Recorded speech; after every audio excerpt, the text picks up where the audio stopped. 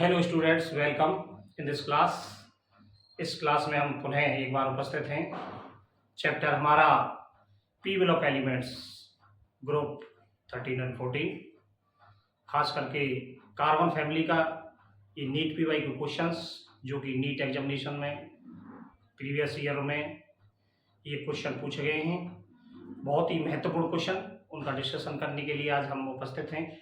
Share करेंगे आपके साथ डिस्कशन करेंगे एक एक क्वेश्चन के आंसर का। तो बच्चों, शुरुआत करते हैं हम पहला क्वेश्चन से। Carbon and silicon belong fourth group यानी 14 group. The maximum coordination number of carbon is commonly acquiring compound is 4, whereas that the silicon 6।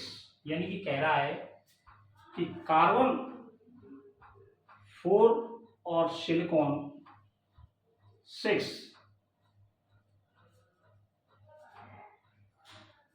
ये नंबर ऑफ कोऑर्डिनेशन नंबर है इसके। क्यों है ये? हम जानते हैं कि कार्बन फैमिली में 14 ग्रुप में कार्बन, सिलिकॉन, जर्मेनियम, पीवी ये एलिमेंट होते हैं। जैसे जैसे हम डाउन द ग्रुप जाते हैं नंबर ऑफ सेल्स बढ़ते हैं। कार्बन जो कि सेकंड पीरियड का एलिमेंट है और 14 ग्रुप में, ये सारे एलिमेंट 14 ग्रुप में है।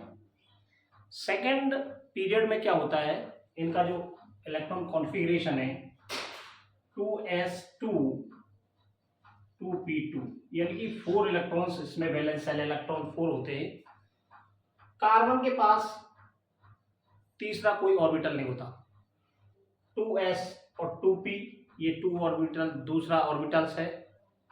सेकंड पीरियड में 2 ऑर्बिटल्स, इसमें d ऑर्बिटल ना होने के कारण ये कोई भी 4 बॉन्ड से ज्यादा नहीं बना सकते। ज्यादा से ज्यादा ये 4 कोवलेंट बॉन्ड बना सकते हैं। क्यों? कि इसमें d ऑर्बिटल नहीं है। यदि d ऑर्बिटल होता जो कि सिलिकॉन में है, यानी कि 3s2 3p2, इसमें एक हमारा d ऑर्बिटल रिक्त रहता है, अनएक्युपाइड d ऑर्बिटल। d ऑर्बिटल होने के कारण इसमें ये कोऑर्डिनेशन नंबर 6 तक ये कंपाउंड बन सकता है। जैसे सिलिकॉन F6 बनता है, सिलिकॉन F6 2-, इस टाइप से जो कंपाउंड, क्योंकि इसमें कोऑर्डिनेशन 6 इंक्रीज कैसे हुआ? d ऑर्बिटल से। d ऑर्बिटल खाली होने से क्या है कि इसका जो भी लोन पेयर है कोऑर्डिनेशन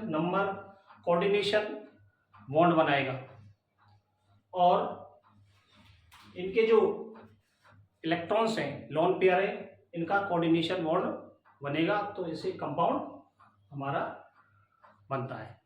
यानी कि सिलिकॉन में d ऑर्बिटल होने के कारण 6 कोऑर्डिनेशन नंबर शो कर सकता है, जबकि कार्बन में d ऑर्बिटल के ना होने के कारण ये 4 तक ही सीमित रहता है। तो बच्चों, इस प्रकार से इसका जो करेक्ट आंसर होगा वो हमारा होगा ये पहला, availability of low line d orbital in silicon. Silicon में d ऑर्बिटल होता है जबकि कार्बन में d ऑर्बिटल नहीं होता, क्योंकि सेकंड पीरियड में केवल s और p 2 होते हैं। सेकंड पीरियड में 2 होते हैं, थर्ड पीरियड में 3 होते हैं। s, p और d 3 सेल होते हैं इसमें, यहाँ में 2 सेल होते हैं। k l, इसमें k l m।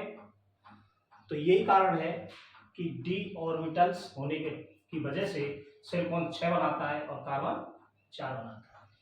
Second question को यदि हम देखें, नेक्स्ट क्वेश्चन,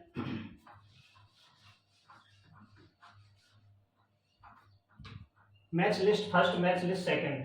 कोक की कैरेक्टरिस्टिक कौन सी है? डायमंड की कैरेक्टरिस्टिक्स फुलरेंस की और ग्रेफाइट की। कोक क्या है? Used as a reducing agent. Coke actually में क्या है, कोई भी मेटल ऑक्साइड को ये रिड्यूस कर देता है, रिड्यूसिंग एजेंट है ये। जिंक ऑक्साइड हो या कोई भी मेटल ऑक्साइड है, कार्बन का काम क्या है, यानी कि जिंक ऑक्साइड से ये जिंक में पहुंच गया, मेटल में पहुंच जाता है, तो क्या हुआ, यहां पर इसकी ऑक्सीडेशन +2 थी और यहां पे क्या हो जाती है 0। इसका मतलब यह है कि ऑक्सीडेशन स्टेट +2 से 0 हुई, इसका मतलब रिड्यूस हुई है। रिड्यूस होने के बाद ये किसकी वजह से हुआ, और कार्बन का क्या हुआ, ऑक्सीडेशन हुआ। यहाँ 0 थी और यहाँ क्या हो गया +2 ऑक्सीडेशन स्टेट, यानी कार्बन की 0 से +2 हो गया, यानी कि इंक्रीज हुआ है ऑक्सीडेशन स्टेट। इट मीन्स क्या है, कार्बन अपना ऑक्सीकरण कर रहा है, कार्बन का ऑक्सीडेशन हो रहा है। जब कार्बन अपना ऑक्सीडेशन कर रहा है तो दूसरे का क्या करेगा, रिड्यूसिंग करेगा। इसका मतलब ये रिड्यूसिंग एजेंट है। इट मीन्स क्या हुआ, used as a reducing agent. तीसरे से डायमंड क्या होता है, carbon atom are sp3 hybridise. तो डायमंड का तो हाइब्रिडाइजेशन sp3 होता है, सही है ये। फुलरेंस में क्या होता है, केज लाइक मॉलिक्यूल्स होता है फुलरेंस का। फुलरेंस जो होता है उसमें 5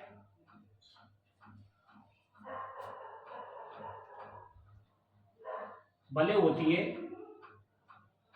इसको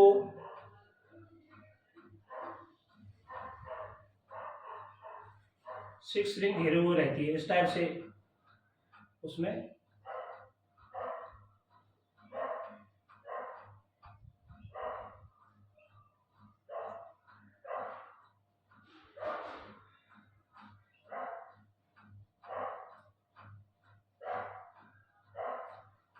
ये क्या है कि वो हेक्सागोनल से घिरी हुई रहती है। ये क्या रहती है, ये हेक्सागोनल। इनके चारों तरफ क्या होती है, ये इस टाइप से, ये इस टाइप से,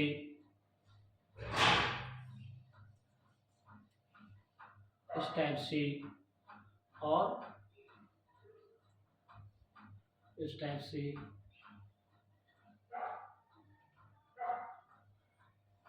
इस टाइप से, यानी कि 5, ये क्या है पेंटागोनल, 6 हेक्सागोनल से ये क्या रहती है, घिरी हुई रहती है।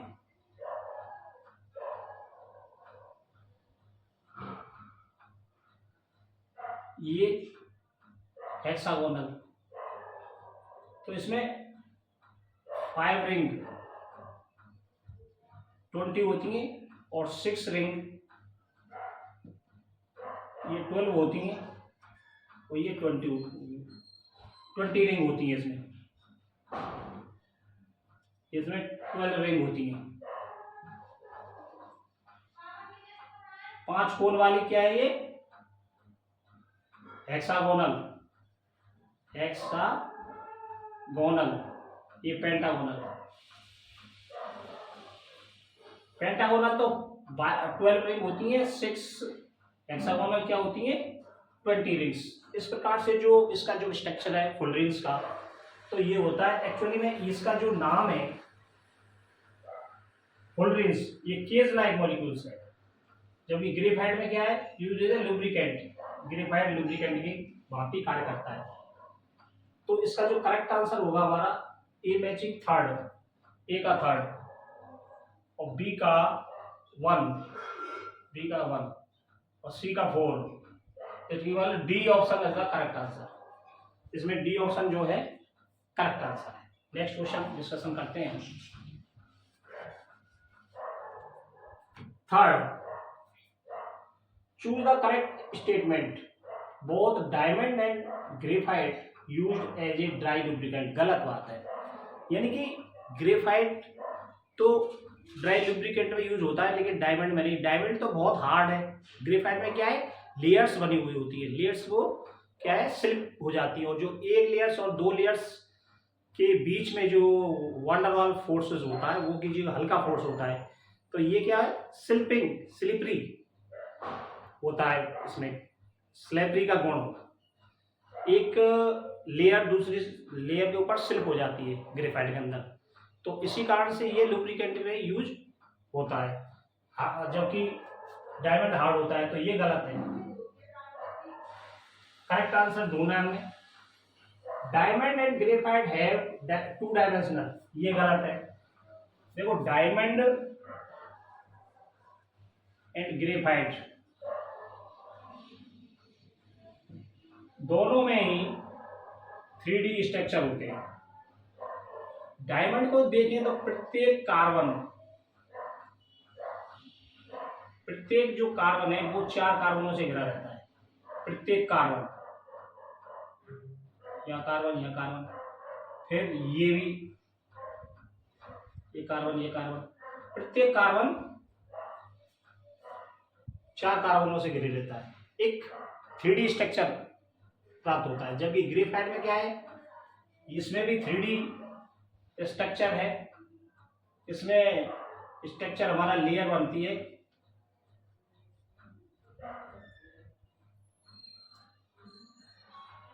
इस प्रकार से लेयर बनती है, इसमें लेयर बनती है, एक लेयर नीचे बनेगी,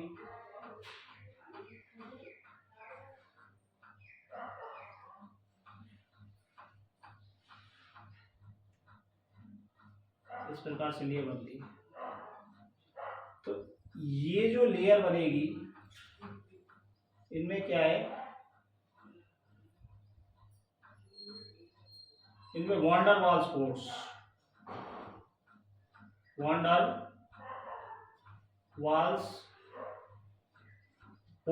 से बंधा हुआ रहता है। ये जो फोर्स है बहुत कमजोर होता है, वीक होता है, तो एक लेयर दूसरे लेयर पर क्या स्लिपरी होती है, तो ये लुब्रिकेंट में यूज होता है।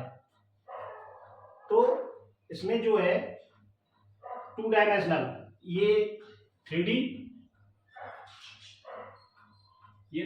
और ये भी 3D, तो ये ऑप्शन भी गलत है।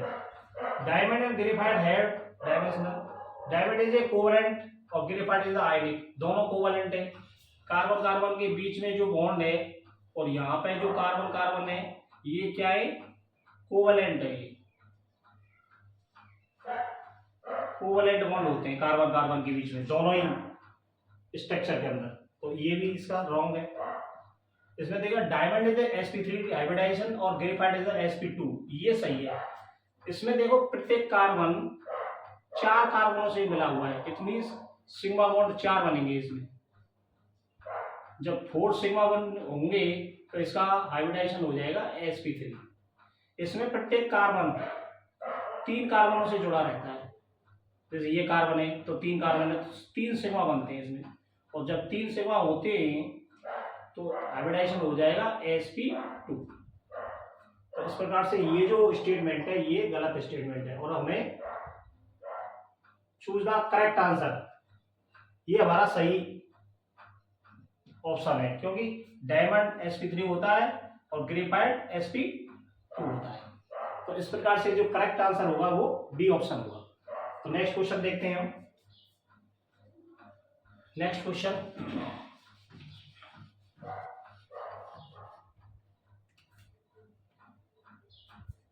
विच of the following structure is similar to graphite. Graphite का स्ट्रक्चर अभी भी हमने देखा, इसकी सिमिलरिटी बोरोन ट्राइनाइट्राइड, बोरोन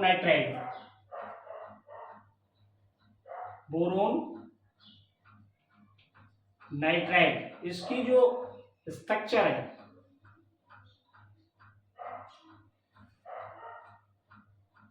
यानी कि एक बोरोन एक नाइट्रोजन, एक बोरोन एक नाइट्रोजन, एक बोरोन एक नाइट्रोजन, फिर इसका भी दूसरी हेक्सागोनल रिंग्स रहती है, B N V N. Same graphite जैसा इसमें स्ट्रक्चर है, sp2 हाइब्रिडाइजेशन इसमें मिलता है, क्योंकि प्रत्येक जो बोरोन है उसमें थ्री नाइट्रोजन है, एक नाइट्रोजन ये रहा, एक नाइट्रोजन ये रहा, एक नाइट्रोजन ये रहा। तो बोरोन नाइट्राइड की जो स्ट्रक्चर है वो ग्रेफाइट से मिलती है, जबकि डाइबोरेन है, ये बोरोन कार्बाइड है, इसमें बोरोन है, इनका स्ट्रक्चर अलग रहता है। तो सिमिलरिटी होती है बोरोन नाइट्राइड से। तो करेक्ट आंसर हो जाएगा हमारा boron nitride, first option. Second,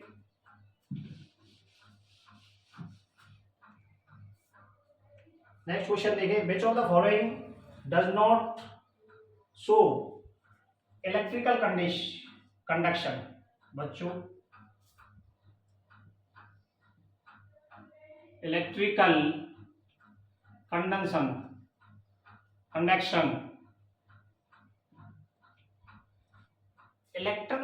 electric conduction यानी कि विद्युत प्रवाह होना, विद्युत का सुचालक होना, कंडक्शन होना।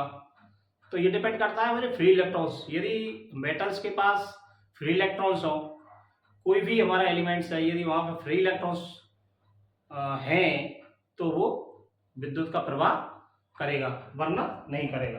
तो इसमें एलिमेंट्स क्या क्या, पोटेशियम है, जैसे कि फोर्थ ग्रुप में है, फोर्थ पीरियड में है, फर्स्ट ग्रुप में है, तो इसका क्या हो जाएगा, ये होता है पोटेशियम 19। तो 4s1। इससे पहले हम देखें ऑर्गन, जिसकी कि 18 है, इसका इलेक्ट्रॉन कॉन्फ़िगरेशन लिखेंगे तो आर्गन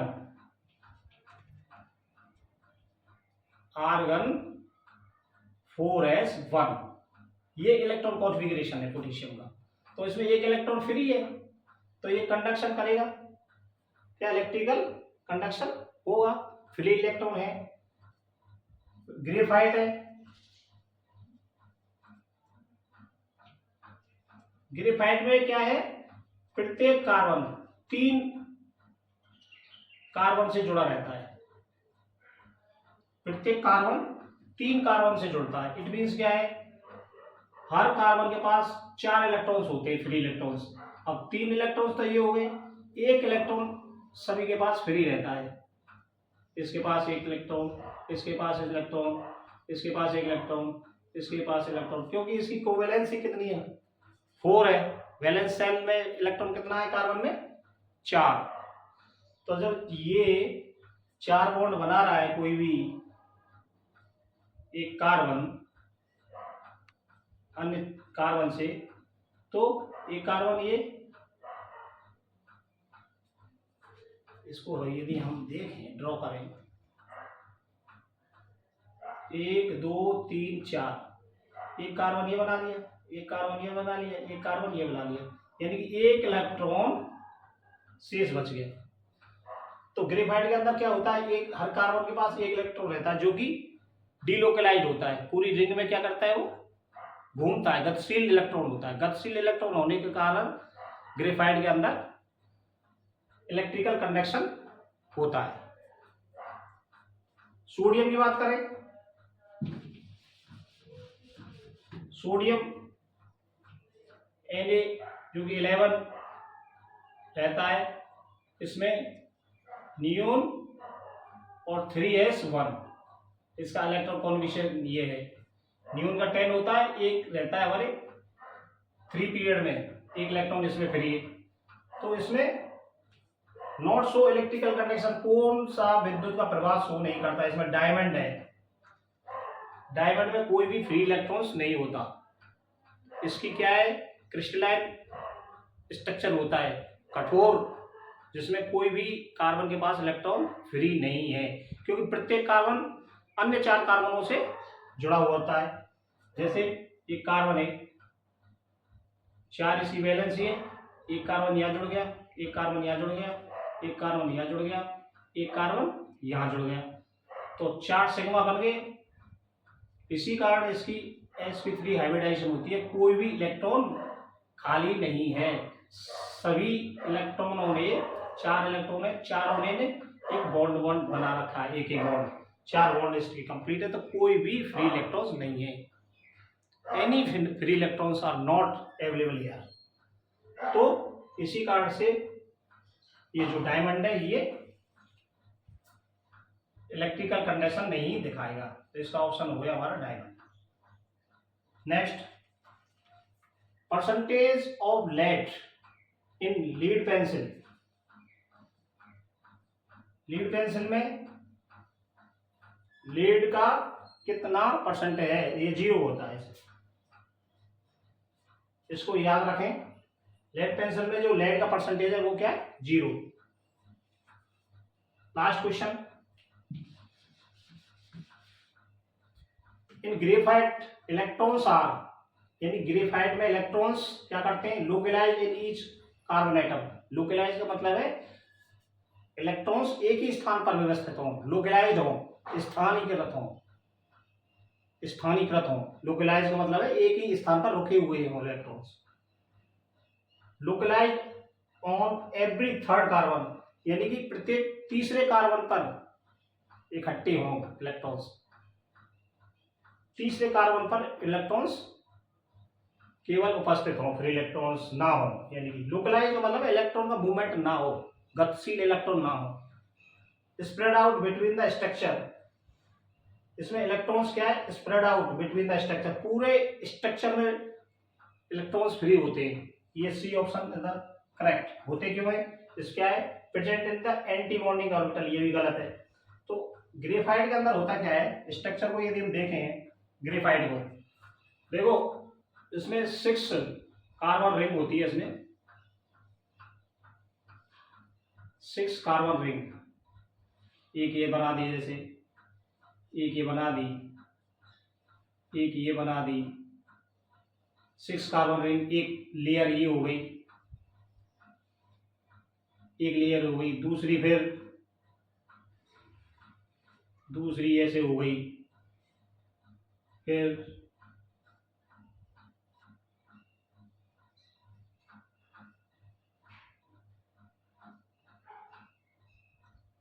इस टाइप से। इसमें जो इलेक्ट्रॉन्स हैं, एक एक इलेक्ट्रॉन फ्री है प्रत्येक कार्बन पर, ये कार्बन, ये कार्बन, ये कार्बन, ये कार्बन, ये कार्बन, ये कार्बन। क्यों है फ्री, क्यों है फ्री,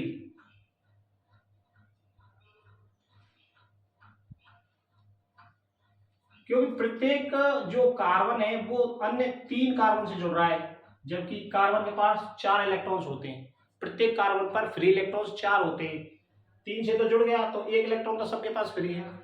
एक इलेक्ट्रॉन सबके पास फ्री होता है, यही कारण है कि वो मूव करता है। ये हमारी लेयर्स होती हैं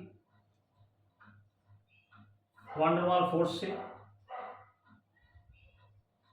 वांडरवाल्स फोर्स से बंधा रहता है, जो कि कमजोर बॉन्ड है।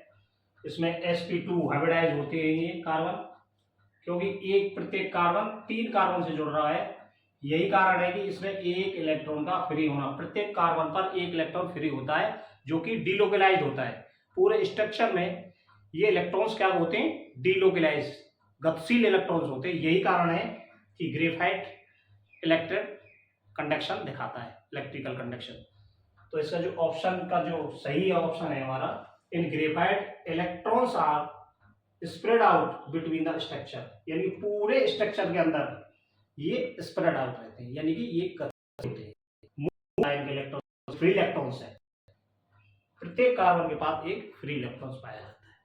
तो correct answer the last question, C option is the correct. तो बच्चों, इस प्रकार से हमने इन कुछ महत्वपूर्ण क्वेश्चनों का सॉल्व किया है, डिस्कशन किया है, इनके हमने अप्रोच को देखा, उसमें क्या क्या मेथड्स दिखाई दिए उनको देखा, गहराई से समझा और आपके साथ शेयर किया। तो बच्चों, इसी प्रकार से अपने नीट पीवाई के क्वेश्चनों को प्रैक्टिस करते रहिए, अभ्यास करते रहिए। थैंक्स। ओके।